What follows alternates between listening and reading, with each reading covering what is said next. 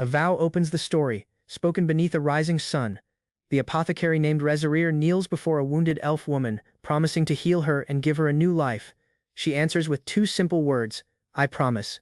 Years seem to pass in this quiet village life. Children thank him for treating their scrapes, calling him Mr. Apothecary with wide grins, unaware of the weight he carries. Another ordinary morning begins as he checks his shopping list and heads toward the market, greeted by a familiar shopkeeper who seems oddly eager for his arrival. The shopkeeper stops him before he can browse, saying this visit is different. He beckons the apothecary closer, hinting at something urgent waiting inside. Inside the shop, the man presents something he claims will prove useful, setting the exchange in motion. The apothecary reveals what really happened that day. A troublesome burden was pushed onto him by someone he considered important. A pair of eyes locked together in that moment, one belonging to a battered elf, the other to the apothecary himself, both frozen in shock. The elf sits collapsed, worn down by exhaustion and discarded like something no longer wanted, her body wrapped in bandages. The shopkeeper explains that elf flesh is rumored to work as a universal remedy, though he admits he lacks the connections to use her that way himself.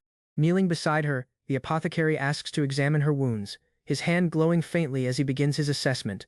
The damage becomes clear piece by piece, a missing eye, teeth torn out, nails ripped away, whip scars covering her skin, and gangrene setting into her fingers. Realizing her organs likely can't be intact either, he speaks gently to her, questioning how anyone could commit such cruelty, while noticing her ears bear pierced holes. A resolve builds inside him as he stares at her ruined face, recognizing that without treatment or protection, she has no chance at all. Weakly she manages to whisper her only wish, to go home.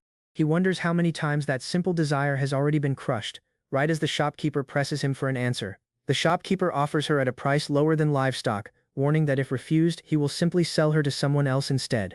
Without hesitation, the apothecary declares he will take her, and her eyes widen slightly at his words. The shopkeeper is stunned to learn he plans to carry her himself across the mountain rather than borrow equipment. He promises not to hurt her as he lifts her carefully, holding her steady to keep her from falling during the journey. As they set off, he quietly wonders how she is perceiving everything happening around her, uncertain of what thoughts lie behind her guarded eyes. He binds the cloth carrying her securely to his body, quietly reflecting on the girl he now carries.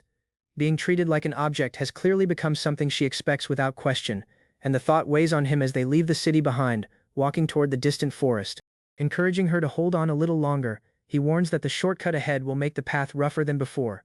Sweat beads on his face from the effort of the journey, while she watches him silently from behind, her expression unreadable. Nightfall approaches, prompting him to decide they should rest and continue at dawn to reach their destination before noon. He tells her he needs to remove the cloth binding her, and she responds with a faint, uncertain sound. Setting her down against a tree, he goes to prepare food nearby. Away from the city, her expression seems to soften slightly, a change he notices from the corner of his eye, perhaps because elves have always felt more at home surrounded by forest. Testing the porridge himself first, he judges that its soft texture should let her eat without difficulty. Catching the scent of the cooking food, she sniffs the air, revealing that her senses remain sharp despite everything she has endured. He offers her a spoonful, telling her to take her time as she eats slowly. Tears slip down her face as she chews, and he asks with concern whether she is all right, wondering if the food might still be too hot. She continues eating in silence, swallowing each bite as he watches closely. He gently asks if the taste is good, though she offers no words in return, only quiet tears as she keeps eating. Deciding they have gone far enough for today, he sets the half-finished bowl aside. Beneath the night sky, a tear catches moonlight as it falls, the moon glowing softly above the trees. Suddenly her body trembles, and she gasps in pain, clearly overwhelmed by something taking hold of her. Alarmed by her rising fever, he suspects infection may have spread through her wounds and reached deeper into her body. Rummaging through his medicine box, he resolves to brew a remedy using antipyretic and antibacterial ingredients to treat the symptoms directly. He mixes honey, salt, crushed magic stone, elderflower, and wild borage into a decoction, apologizing as he urges her to drink despite its harsh taste. Encouraging her gently to calm down and take it slow, he hopes the remedy will ease her suffering even a little. Slowly regaining awareness, she stirs and murmurs a soft question, asking where she is. Softly, he assures her that she will surely be able to go home, though his own hands tighten with quiet uncertainty as he speaks. He wipes her forehead gently, telling her to rest for now while her fevered face remains turned toward him. Alone by the fire, he sits watching the flames while she sleeps beside the burning wood, the forest silent around them. His own words echo back to him as he watches her sleeping form, the promise of home still hanging in the night air. Doubt creeps into his thoughts, and he wonders whether that vow was something spoken too carelessly.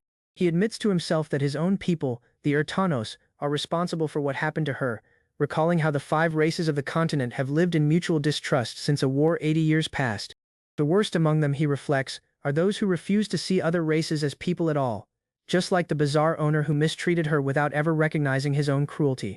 He questions aloud whether such people truly believe she isn't a person, the thought burning through him with quiet anger. Suddenly he is pulled into a memory, surrounded by grasping hands and skeletal faces accusing him of murder. The accusing voices grow louder, hands reaching toward him from every direction as the word murderer echoes endlessly. He jolts awake gasping, his hands trembling as he clutches his own chest, shaken by the nightmare. Sitting up in the quiet morning light, he questions whether what he just experienced was only a dream. Beside him, her eyes flutter open, catching the morning light as she begins to stir from her fevered sleep. He greets her gently, letting her know he intends to lift her slightly to check on her condition. Though her fever appears to have dropped, he reminds himself they cannot let their guard down, his mind returning to her single wish, to go home. He resolves to treat her fully, hoping to restore a life as close as possible to the one she had before everything was taken from her. Despite the haunting memory of being called a murderer, he decides that even so, healing her will simply take time and considerable effort. He confesses that although he doesn't know what kind of girl she used to be, he wants to help mend not only her body, but her heart as well. Holding her bandaged hand gently, he explains that the only thing he wants to give her is a name filled with meaning and wish. Kneeling before her, he speaks the name Rezarir, promising that as it says, he will heal her and she will be reborn. And she answers simply that she agrees. Her eyes flutter open beneath scattering petals, still adjusting to the newly given name and everything it carries with it. The apothecary announces they will eat before continuing their journey, promising to reach the workshop before the day ends, as the pot bubbles quietly over the fire. He tells her the food is ready, lifting a spoonful with a warm smile, while she watches him with wide, uncertain eyes, quietly repeating his new name to herself. As sunlight spills over the mountains, he simply invites her to eat, marking the quiet start of her long road to recovery alongside him. They finally arrive at a small settlement, where he tells her this quiet place will become her new home from now on. Inside a modest house, he confirms once more that this is indeed her home, while she repeats the unfamiliar words softly under her breath. He suggests they take a bath first, then steps outside to give her privacy, promising to return shortly while she waits alone. A cheerful young girl greets him excitedly at a nearby door, delighted to see the apothecary uncle she clearly knows well. Kneeling to her level, he asks if she remembered to bring the sweets he requested, though she admits something urgent came up instead. Her older sister scolds her gently for being selfish, apologizing to him for the trouble, before he mentions he actually has a favor to ask in return. Surprised that he would ask her for something, the woman listens curiously as he explains what he needs. He hands her a folded bundle, offering some of her old clothes designed with adjustable strings that could work for someone recovering from injury. Grateful for her help, he thanks her sincerely, and she tells him to reach out anytime he needs anything else. Smoke rises from the chimney of his workshop as he returns home, ready to prepare everything needed for her care. Back in the bathroom, he explains he'll need to remove her clothes to wash her properly, and she reacts with a startled sound as the fabric comes undone. Even as she's undressed, she shows no reaction at all, and he silently wonders just how much suffering she must have endured to become this detached from her own body. Old scars crisscross her back like lingering memories of cruelty inflicted upon her. Dark bruises around her neck reveal the unmistakable imprint of fingers that once gripped her with brutal force. Anger rises in him as he wonders what kind of person could have done such things, urging himself to stay calm and focus only on what needs to be done. He begins treating her external wounds first, working carefully despite the weight of what he has just discovered. Applying an herbal ointment made from Caria's medicine, he covers the wounds with cloth soaked in slime fluid, explaining it will need changing every 3 days. Once the treatment is finished, he helps her into simple clothing, saying it's time to get her dressed. Among the folded garments, he discovers a woman's comb tucked inside, wondering if it was a thoughtful gesture left by Aina-san. Sitting quietly in a chair, she waits with bandaged limbs and a bruised face, her expression unreadable as light streams softly around her. He admits to himself it might be nothing more than hypocrisy, yet he cannot help noticing how different she looks now, calm as she waits while he prepares their meal, finally allowing himself to feel relieved. Returning with food, he apologizes for the wait and notices her trembling, wondering aloud whether she's cold or running another fever, startled when she suddenly cries out. Realizing the truth behind her distress, he asks bluntly whether she's been holding back the need to use the toilet. Embarrassed by his own carelessness, he apologizes repeatedly, then turns his focus to feeding her, hoping something delicious might slowly open her heart, though he notices with concern that only her molars remain intact. Even if she regains the ability to chew properly, Worry still lingers over the internal damage and creeping necrosis in her limbs, leaving him to wonder whether amputation remains the only option or whether consulting a fellow doctor might reveal another path. Lifting her gently, he tells her he'll carry her himself, his own eyes glistening with unspoken emotion as he does. Settled into bed at last, she appears to have finally found a measure of peace, her breathing calm as she rests. Struck by sudden inspiration, he recalls something he once heard, a rumored elixir capable of true physical regeneration, entirely unlike the horrifying stories about elves being used for medicine, something people call the high potion. Determined despite his limited equipment and knowledge, he resolves to attempt creating one himself, refusing to accept that no solution exists for her. Katsuyori secured a letter to the crowfoot and watched it fly into the air. From the porch he gave Razura a brief nod, telling her that he would be laboring close. With steady hands he drove his tool into the earth, tending the garden beyond their home. Since the herbs were needed for remedy, he couldn't risk to let them wither. Razura sat softly, her gaze tracing the moving trees as the breeze carried a familiar smell. A single tear slid below her face time she took in the aroma of leaves and earth. The sensation returned aside memories of a far-off past she once called her own. He stopped his work quickly, sweat fleeing down his brow as distant sobs floated toward him. Moan came in with a bright grin, volunteering to aid with deliveries just for the time. Indoors the front space, Razura sat softly on the sofa as the children looked on in awe. Catching her voice spoken aloud surprised her, but she remained calm under their eyes. Then Moan asked permission to talk with Razura, and Katsuyori softly decided, noting value in the interaction. With a cheerful stride, Moan came near the sofa and sat next to Razura with no hesitation. From a distance, Katsuyori looked aside to offer them privacy and went back to his preparations. Placed by old healing books, he began forming a denture using a boar's tusk cleared and steady. He crafted carefully, each motion bringing the new teeth nearer to completion. Sitting on the sofa, Moan leaned nearer and asked why Razura did not spoke a word. Instead than ignore it, he reflected for a scene and admitted she might quiet be searching. A cause to talk once more had not yet revealed itself to her. Moan's expression lit out as a happy thought grew in her mind. With no hesitation, she climbed next to Razura, her hands moving with silent eagerness. A flower crown now rested on Razura's gaze as petals flickered softly through the air. Smiling happily, Moan looked to Katsuyori and named for his care. Although taken wrong guard by her declaration, he couldn't deny the warmth in the scene. As Moan saw farewell, her plain gesture left beyond a strange but comforting stillness. Katsuyori softly watched Razura as she sat with a flower crown resting upon her head. Crying welled in her gaze, the silence between them flooded with little but vital progress. Memories of her weak state went back, how her heartbeat had hardly registered and care had to be careful. The dentures were at last finished, formed and crafted after long hours under candlelight. Sweat formed on his brow as he leaned aside, quietly affirming the strain was worth it. Razura opened her lips uncertainly, time his fingers placed the new teeth into place. Wonder flickered in her gaze, uncertain but ready to accept the shift. That nightfall, a silent celebration was planned in realization of her new beginning. Little lavish, but enough to mark the progress made and the hope at riding forward. Sizzling food hit the pan as Katsuyori readied dinner using a large cut from a local grower. Added care was taken in the preparation, softening the food and cutting it into little pieces. With a gentle tone and a gentle grin, he offered her the first wound. She received the meal slowly, eating with strain as he watched for any sign of discomfort. A little nod came after every wound, assuring him that it was manageable. Surprise opened her gaze as she tried something warm and full for the first time in ages. He answered with silent amazement, quietly relieved by her response. Encouragement came after as she continued feeding, placed by his charge reminders to take it slow. Though no speech ended her mouth, the quiet exchange carried more meaning than speech. Crying streamed below her cheeks as she quietly chewed, overwhelmed by flavor and warmth through from her. He grinned softly and continued feeding her with silent reassurance. No speech were said, yet his gaze riding hope as he asked if she felt happy. Among spoonfuls, she agreed somewhat, her fingers trembling against her lap. Following that time, little shifts began to show her awareness, sharpening with every passing interaction.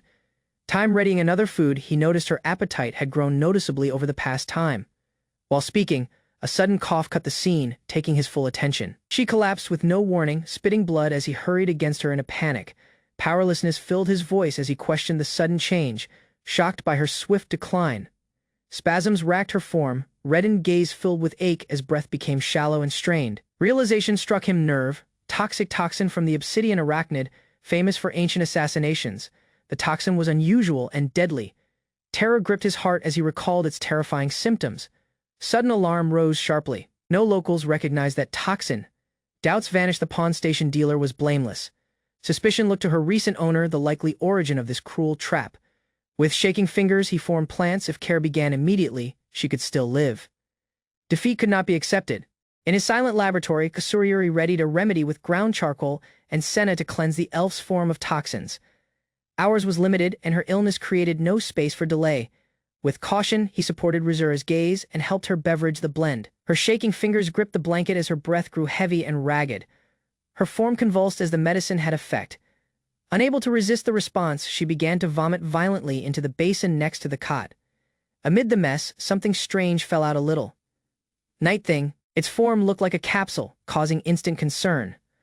Holding the item with tweezers, Kasurayuri noticed its solid texture. This was no ordinary capsule. It was a tough shell, perhaps the poison's delivery mechanism. Now at last expelled, Kasurayuri inspected the strange casing with greater care. Odd symbols crafted into its surface showed it something elder, something cursed. The truth hit him forcefully. This was more than toxin. It was a delayed curse placed so she would fall far away from those responsible. Dawn daylight warmed the roof of the apothecary's home. Indoors, Rizura remained frail but alive, her breath heavy and shallow. Two worried visitors remained close beside her bed. Moan, wiping her crying, gazed on in distress, while the elder woman watched with quiet worry, helpless as Rizura's strength faded. Kasurayuri strapped on his bag and ready to go. The reason was clearer now. It was a beast toxin. The cure would not be easy to make. He would need unusual ingredients, and hours was already fleeing brief. Earlier departing, Kasurayuri gave over notes of instructions. Every note contained practical steps to calm the symptoms of the toxin during his absence. Standing next to Rizura's cot, he expressed a dark contingency if her condition worsened beyond healing. The lady quietly received the notes with determination. Her firm gaze met his, showing silent resolve. Regardless of the heaviness of his speech, she agreed with no hesitation. With a sudden shot of power, she reached out and struck his heart lightly, declaring that everything would be okay. Assurance started her meat as she assured him they would watch over Rizura. Kasurayuri's gaze opened, warmed by her power. He didn't respond, but in that scene, her help was enough to firm his resolve as he walked into the unknown. Rizura lay still, her breathing weak and ragged. Dressings covered her weak form and sweat glistened against her dim skin. Close. Kasurayuri readied for departure, leaving Rizura in the caution of believed in friends. Their reassurance returned him a soft sense of comfort, though his mind remained heavy with worry. Before leaving, Kasurayuri knelt next to her cot, gazing at her quiet make. Her voice escaped his mouth gently, carrying each fear and determination. Beyond him, the group looked, unsure yet hopeful. Determination strengthened within his gaze. He vowed quietly to bring aside the cure, no matter the price. Rizura's soft motion gave him the strength to resume ahead. Through far-off peaks, Kasurayuri started his quest. He formed mandragora roots, mined mana quartz, and pushed further into dangerous areas. Kasurayuri spoke earlier, the dark cave, gaze fixed on the entrance that promised threat. His target was pure. Indoors lay the black spiders, the origin of a potent toxin he required. He fitted his quiver and set his bag away. Time of silent tracking had guided him here. Those preparations had seemed excessive earlier. Holding his bow firmly, he carefully tested its string. The load of the blade seemed each foreign and nostalgic. Stride by step, he moved further into the cave, placed by a bright orb. Silken webs grew denser at each bend. Out forward, cocooned victims recognized the spider's force. With trained speed, Kasurayuri swiftly pulled an arrow free. His sharp eyes settled onto motion above, his muscles tightened at once. Quiet cut as he unleashed his initial shot into the silken scheme. As Kasurayuri caught his arrow, and black arachnid rushed from the web, laced darkness. He maintained his concentration without wavering. Hours was fleeing out, and doubt could mean defeat. Sweat ran below his meat time. Others archer joined the fray. Jointly, they loosed a volley that delivered clear. The creature pulled back, split by the blow, but it wasn't over yet. His hold weakened for one brief instant. Old recollections rushed back, redness on Rizura's garments, the load of her collapsing form. He could not risk making a mistake. Each passing moment was vital. Images of Rizura, hurt yet smiling, filled his mind.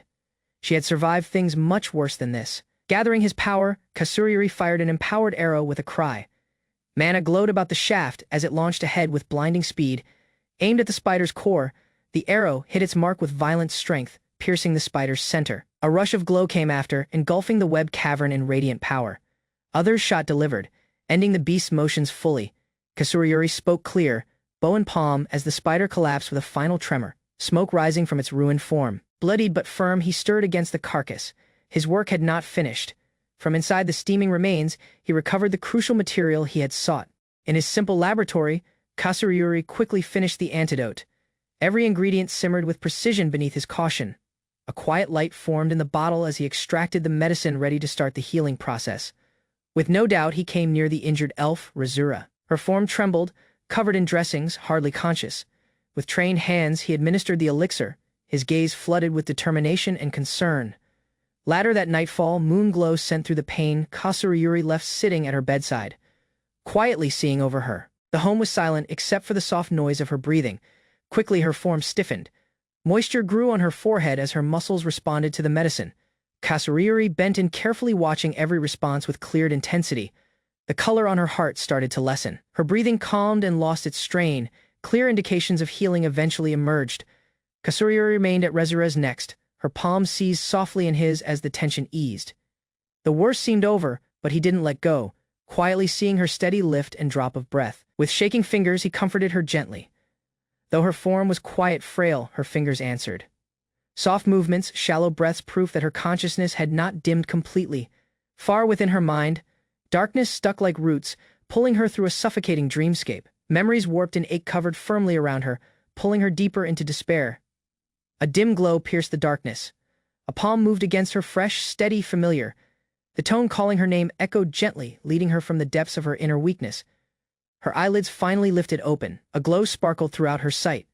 For the first time, Razura's eyes cleared plainly, and life quietly went back to her expression. An unexpected instant taking Kasuryuri wrong guard. As he looked, Razura's broad gaze reflected the light. Something hidden throbbed among them, small, yet undeniable. She stirred slowly, tone shaking as speech went back. For an instant, his breathing suddenly stopped. Awareness filled her gaze, and her eyes locked softly onto his meat. Although sight remained blurred, she recognized his presence, her feeling answered, and her tone riding warmth. His doubt touched with chance, not hopelessness. Visible comfort spread across his face.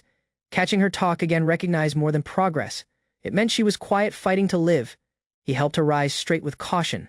Her form stirred with slight strain, pupils responding to glow. Proof of recovery revealed in body and breath.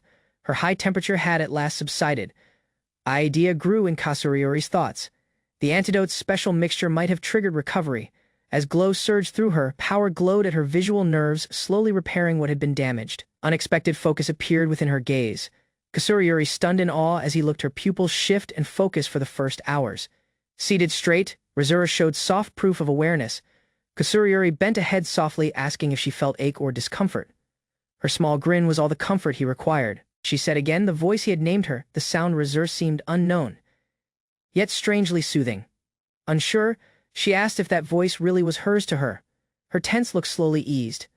Memories left blurred, herself broken. She said, not recalling something, not even her voice. Kasuryuri offered a fresh grin, softly asking her to share it.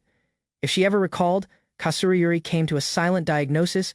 She was dealing from backward amnesia. With no her memories, returning to the quiet elven areas would be unworkable. Seated by her next, he weighed every choice. His will firmed he had to locate a way to get her house securely. Razura, however, seemed uncertain, her speech quiet and unsure. For the initial hours, she gazed at him with night gratitude, her expression eased, and crying gathered out as she offered heartfelt thanks for saving her life. Those remarks remained deep within him. Silence came after, but his mind answered with a plain truth. Yes, this was exactly what he had hoped for, so she could begin living once more. He looked against her with resolve. Whatever thing the road ahead gripped, he wouldn't slip. From now on, they'd go ahead jointly, step by step. From this moment, chance she'd been given. Kasuryuri made a hope with firm gaze. Assurance took the place of uncertainty. Razura, softly stirred, answered with a gesture. Faith formed quietly between them, based on healing, resolve, and mutual hope. Morning glow sent over the cottage as the apothecary's assistant began readying something private. She grinned kindly, relieved that Razura had healed enough to rise. Determined to raise mood, she chose to make a celebratory cake. Razura, with uncertain gaze and quiet tone, admitted her fondness for sweets. Though quiet, wrapped, and fragile, a soft color colored her cheeks. The small child next to her rejoiced excitedly at the idea of cake, clinging to her like a friend. As the room hummed with work, Kasuryuri offered to aid. However, earlier he could bring a step. Each lady snapped in unison. With surprising force, they pushed him aside to his seat, demanding he rest each. The child and the assistant chided him sternly. They noted out his night-eye shadows and reminded him how often he sacrificed. Rest. Kasurayuri warmed his meat, startled by their response. When he uneasily questioned if he gazed that awful, Rizura sat softly, her expression quiet as she listened to worries about her latest condition. Her delay healing had returned relief to the household, but the others were quiet worried about Kasurayuri's own exhaustion. A fresh beverage was quietly volunteered to him. Though startled, Kasurayuri received it, quiet dazed by the attention he seldom received. The lady grinned softly, assuring him that even tough people needed support sometimes. She encouraged him to stride aside and faith group to share the weight. Kasurayuri paused, ego stopping him for a scene. Eventually, he gave a little nod, accepting the kindness with a silent thanks you and a humbled turn. He drank the drink slowly, looking against Rizura and the cheerful child. Noting them smiling made his body calm. An unusual sense of calm settled over him as he allowed a loan to break. Just this once, Kasurayuri's weary eyes taken a glimpse of a ragged boy sprinting through the field. Beyond him, shouts shouted, charging the boy of theft. A harsh palm seized the boy's shirt before he could escape. Angry villagers surrounded the boy, their rage harsh and unforgiving. They thrown insults and rocks, treating him like a criminal instead than a starving boy. Nobody offered the hungry boy compassion. Bruised and humiliated, the child staggered aside from the group. Others' rocks struck his aside, giving him to the ground as cries demanded he leave and never return. Finally, he moved a trunk far from the town. Alone and hurting, he tightened under its shadow. His gaze reflected ache and confusion, unsure why kindness did not gain him. A dark figure moved closer. He gazed out carefully and noticed something strange: antlers. Someone unlike the break spoke earlier him, and he looked in disbelief. The child remained curled beneath the trunk, gaze wary, until a towering horned fighter approached. With no aggression, the stranger asked how come he rested alone and noted his hunger. With a fresh smirk and open palm, the horned man offered meal. His presence was enormous but strangely kind, opposite to the fearsome villagers from before. Hesitation gave way to faith as the boy moved ahead. Their fingers met, and for the first hours in a long time the boy spoke with hope. A fire crackled close time, a hot food simmered in a pan. The horned man and the boy sat jointly, softly giving soup beneath the open air. The child ate quickly at initial, gaze broad and hands trembling. Next to him, the fighter laughed gently, reminding him to eat slowly. The child grinned, face full. At last, safe for now, the horned man bent in with a broad smirk, watching nearby as the boy continued to eat, his plain question riding heat that broke through the boy's long silence. Aside at the apothecary's house, a piece of dessert was offered to Rizura. The atmosphere was glow, flooded with the aroma of sweets and silent anticipation. Time Rizura tried the cake. The little girl next to her looked up with excitement, asking if it was good. Through the desk, Kasurayuri observed with silent desire. A light started in Rizura's gaze as she grinned genuinely. Her tone, quiet but clear, expressed plain joy. It was sweet and truly delicious. Her speech remained in the space, leaving Kasurayuri oddly quiet. The boy, too, talked softly through a mouthful of fresh broth. "It's tasty," he murmured, his weary gaze lighting up. Kindness tried fresh but clearly genuine. Laughter flooded the room as Rizura grinned through her timidity. Noting that expression, the apothecary and the child exchanged pleased looks. The delight was plain, but real. Kasurayuri looked softly from the next. A familiar warmth stirred within him, and he remembered the hollowness that once flooded his home mind. In his mind, he recalled the seconds when group had reached out, when someone's palm pulled him from despair, when others trusted him enough to let him heal them. A doubt returned him, aside to the now. As he praised them for the food, a crow suddenly appeared at the window with a folded message secured in its claws. Surprised, he stepped nearer to the window. The raven pecked repeatedly on the pane before setting the message down. Whatever calm they had gained was regarding to shift. A letter arrived by crow, and Kasurayuri carefully opened it. Time, the group looked curiously from the table. He stated it was an answer from an worn companion he'd contacted about Rizura. Opening the message, he read through rough but plain speech. His friend decided to aid if compensated and expressed desire in checking her condition. Looking against the group, he knew including this person was necessary to understand her advancing necrosis.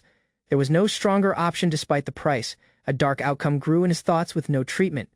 Preserving her life might mean sacrificing her body. That thought alone made him hold the letter firmer, urgency growing in his heart.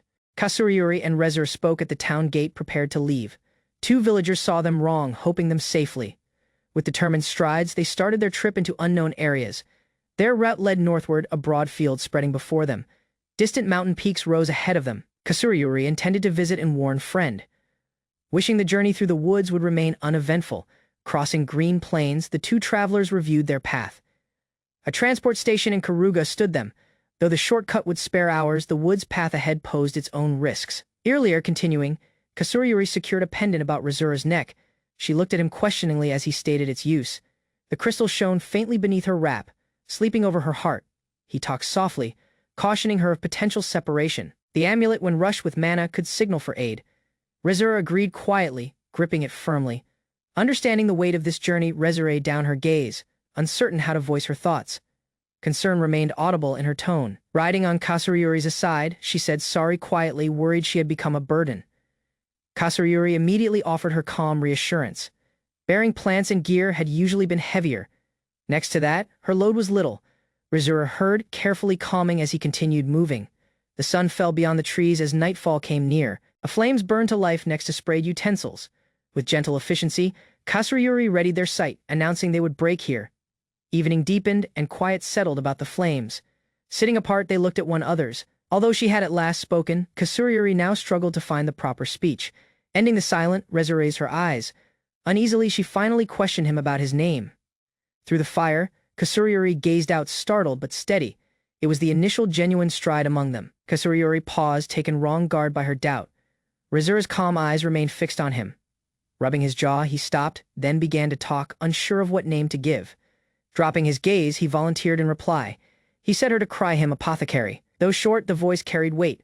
Rizura stared, startled by his intentional evasiveness. With a quiet grin, she received it. Her tone was kind, yet clear. "Nice to meet you," she said, at last able to talk openly. He softly let out his breath. He went back the greeting with a grin, but inwardly walked aside. Part of him believed she did not need to remember more. For the moment, that separation seemed more secure.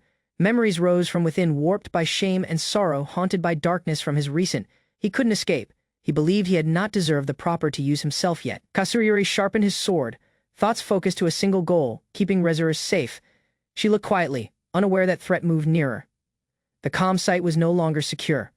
From the darkness, an enormous creature appeared. A gigantic grizzly king stood before them. Kasurayuri opened his eyes wide in shock. His form stiffened, instincts readying for fight. This was not a danger he could dismiss. He rapidly judged the dangerous situation. Escaping while carrying Rizura would not succeed. The huge beast stood dangerously near. She left quiet, feeling the danger. By himself, he'd flee, but he wasn't by himself. As Kasurayuri charged ahead, a sudden song flooded the air. Rizura's tone echoed out, pure and strong. Her mana had formed, startling even him. The massive beast stopped, and surprise tones glowed about them as the bear hesitated. The beast's fury began fading. Kasurayuri spoke among her and the creature. Unsure, beyond him, Rizura remained sitting. Tone glowing with surprising strength. Rizura's gentle tone rang with gentle assurance. The beast, no longer hostile, carefully backed aside. Kasurayuri remained alert, unsure yet motionless. Her speech, glow yet sure, had calmed the scene. Seeing her in quiet, Kasurayuri set her voice.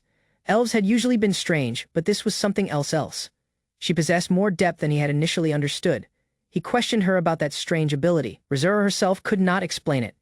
She only moved on sense, feeling the bear's terror. Something else regarding its gaze said her it didn't want to fight. Thankfulness overtook the earlier strain. Kasurayuri crouched down and expressed his gratitude. She grinned, glad she could aid. But in his thoughts, the doubt remained, what could perhaps frighten a giant grizzly like that? Past the trees, the woods paused in quiet. Foliage shifted softly within the darkness. Kasurayuri focused his guarded gaze. Whatever frightened the creature might quiet be seeing from within. Morning glow filtered through the thick woods as Kasurayuri moved carefully along the quiet path. The forest quiet seemed unnatural, the absence of birds and animals pressing on his nerves. Stopping, he looked about, feeling unease growing in the air. Even the moving foliage seemed to catch their breathing. Rizura came after beyond, gripping her pack tightly, wary of the heavy stillness around them. Terror seized her when a soft vibration moved her ears. Her form shook. Instincts warning of threat, something enormous was moving through the woods, taking nearer with each muffled step. Kasurayuri looked quickly, searching the darkness for movement. Sweat traced below his face as he tried to find its origin. The hidden presence felt enormous, raising fear in each their hearts. Rizura's tone shook as she murmured her terror. Every sense told them to flee, yet neither stirred. From the woods ahead, a powerful presence approached. waking the silent woods awake. The ground trembled as the enormous serpent appeared from the trees, its scales shining in the glow. Kasurayuri stunned in disbelief, realizing the eerie quiet had been its cause all. Realization came as he moved for a bottle from his pouch. The beast's changed gaze set on them. He drank a strengthening elixir, feeling power rush through his body, preparing for battle. The snake shrieked, cutting the air with its piercing noise. Kasurayuri's eyes narrowed, meeting the beast's rage directly. Beyond him, Rizura trembled, watching the fatal stress tighten about them. In an instant he rushed forward, evading the creature's attack.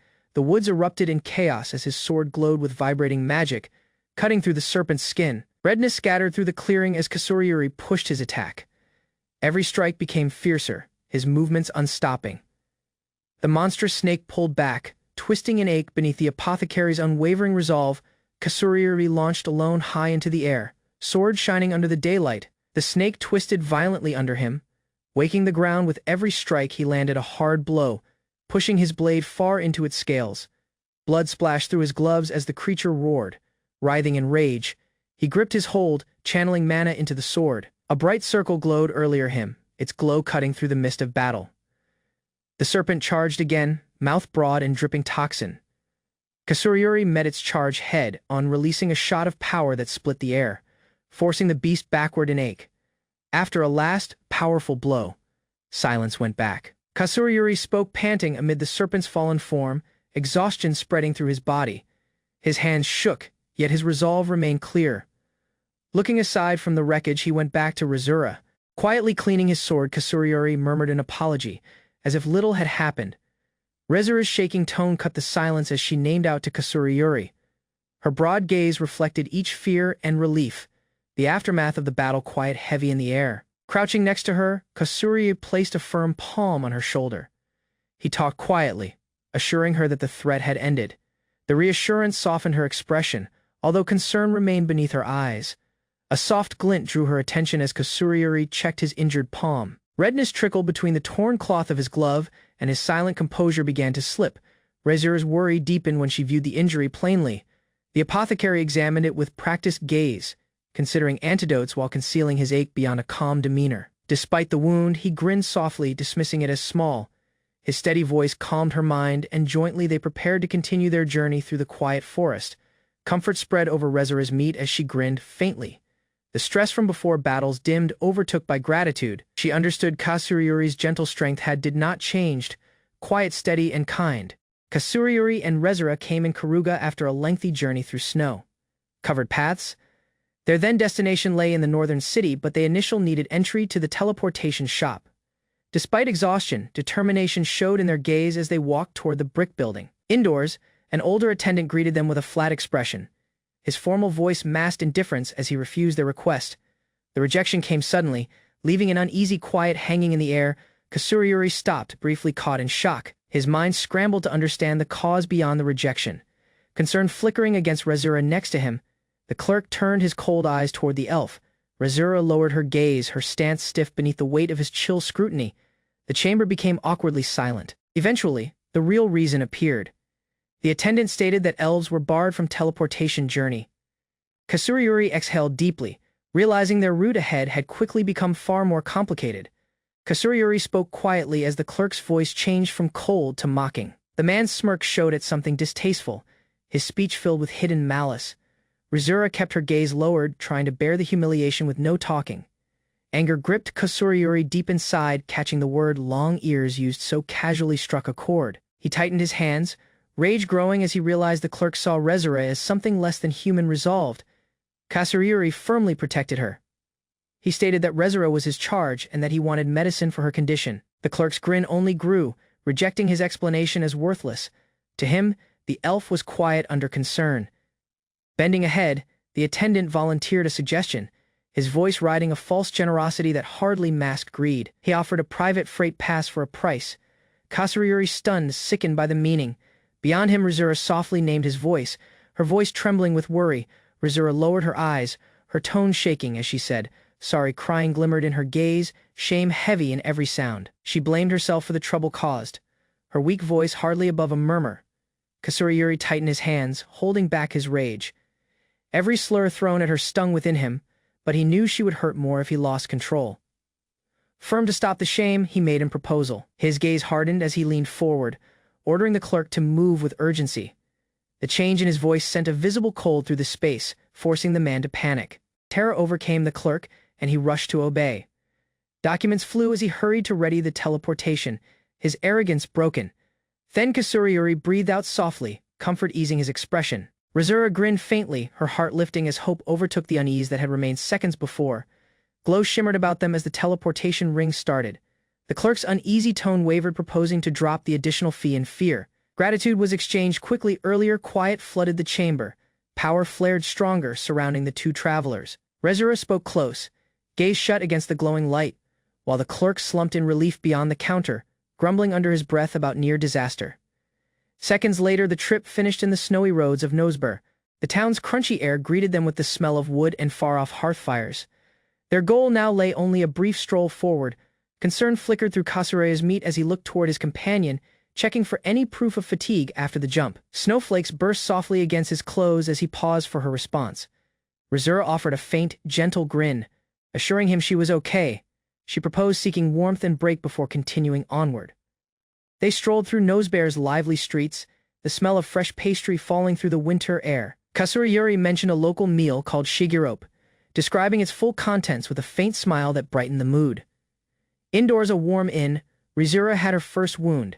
The crisp pastry burst with taste, and for the first time in time she smiled with genuine delight. Seeing her like it returned silent satisfaction to her companion.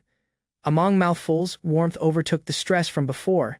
He reflected on their bitter encounter at the teleportation shop and hoped this food could calm the remaining discomfort. Later that night, they mutual a little hired space. Silence flooded the room as each lay awake, uncertain how to manage the closeness. Unable to find other space, they agreed to share one cot. Awkwardness remained, yet under it was a weak sense of ease. Night settled softly as each lay next by next. Quiet breaths flooded the space-time, faint light flickered across their resting faces. Hands curled beneath the blanket, a quiet reminder of the weakness survived. Despite exhaustion, determination remained tough. Thoughts focused on getting to their destination securely. Dawn approached, and peace came back. Covered in warmth, he closed his gaze at last, comforted by the peaceful rhythm of her breathing next to him. Chance remained for the journey quiet forward. Blizzards raged through the mountains as Kazuyori pressed onward, each step digging into frozen ground. The ascent grew tougher with every breath, cold sinking deep into his bones. Kazuyori's body felt heavy, his heartbeat ringing under clothes of winter garments. Beyond him, Rizura struggled to talk, worry visible in her trembling expression as she came after nearby. He forced a little grin, trying to calm her concern while his strength weakened. Snow stuck to his head as he muttered reassurance, masking the ache spreading through his form. His focus remained set forward, refusing to let frailty delay their journey. They pushed through the storm rage, footprints vanishing instantly beneath the falling snow. Realization struck as he recalled the monster's wound that marked his limb time ago. The toxin symptoms now returned, spreading quicker with each labored breath. With Rizura's load on his side, he moved forward against the cave ahead. Indoors, a little cave, Kazuyori at last lit a fire, its warmth soft against the harsh mountain chill. Worry filled Rizura's gaze as she gazed at him, her tone soft and uncertain. She had seen his strength weaken on the ascent and worried it might decline. Though the warmth of the fire warmed her meat, unease remained in her heart. Kazuyori gave a weary grin, his breath heavy as he tried to comfort her. Moisture ran below his brow despite the chill air. He would not to show ache, refusing to let his companion see his weakness. As the broth simmered, he softly said sorry for his drained state, his tone heavy with regret. Rizura moved her gaze, her expression quiet, refusing his shame with a gentle glance that spoke gratitude instead. Vapor rose from the pan as Kazuyori stirred slowly, proposing her the first dish with a faint smile. Rizura raised the spoon to her mouth, feeling the warmth that soothed her trembling form. Her gaze softened as feelings stirred, shame and gratitude mixing quietly within. Dawn came with a dim glow spreading over endless white. Kazuyori riding his bag again, pressing forward through harsh air. Every step drained his form further, breath looking ragged as fatigue gnawed at his strength. A thought returned, speech of regret ringing in his mind. He understood too slowly the cost of his resolve. Pride had blinded him to his home bounds, and now exhaustion drained what small remained. His sight clouded. Thoughts confused as he struggled to make words, breathing became ragged. Yet he tried to talk Rizura's voice, giving himself to stay conscious. Desperation pushed him to lift a trembling palm, summoning a faint magical flash. He would not to collapse, bearing her weight through the storm, unwilling to quit before she was safe. White fell without pause as Rezer's tone broke the silence. Shouting out in panic, Kasurari collapsed under her. His form motionless and breathing weak, terror rose through her body, realizing the load of his sacrifice. His eyelids flickered faintly, every breath scraping against the cold air. Ice formed on his lashes time his consciousness dimmed. Her mind hurt as she saw him lying quiet next to her. Frailty spread through her body, yet she would not to turn away. Crying clouded her sight, frustration rising within at her own helplessness. Memories of his care passed earlier her gaze. Her shaking palm moved for the pendant he once gave her. Determination overtook despair as she poured her fading strength into its core, creating a brilliant flash of glow. Mana shot into the air, scattering the storm darkness. Rezura called out, giving every bit of power from her trembling form. Memories filled Rezura's mind, his kindness, his calm tone, and the way he spoke out for her. Glow shot from the flash, cutting through the storm's haze. Her trembling tone begged to the heavens, asking for aid. The brightness of her magic reflected her desperation, a final hope sent into the frozen air. The pendant split under strain, its light fading as her strength faded. Breathing came ragged, and her sight faded. Quiet, she refused to quit, clutching the charm tightly as exhaustion overcame her form. Snowfall gathered quietly all around the pair. Kasurari lay quiet, his form becoming colder by the moment. Her frail murmur reached him, a soft cry through the wind. Urgency forced her into action once more. Dragging nearer, she drew him into her arms, giving her warmth. Chance flickered within that little embrace, a fragile promise that he would not meet the chill alone. Rezura's shaking hands moved out, determination flickering through her, crying, every movement riding her fading will to move. White blew through the mountain as her cry reached the frozen air. Her form bent protectively over him, fighting to remain awake. Amid the storm-pale mist, a distant figure appeared, footsteps crunching nearer, drawn by her desperate call for help.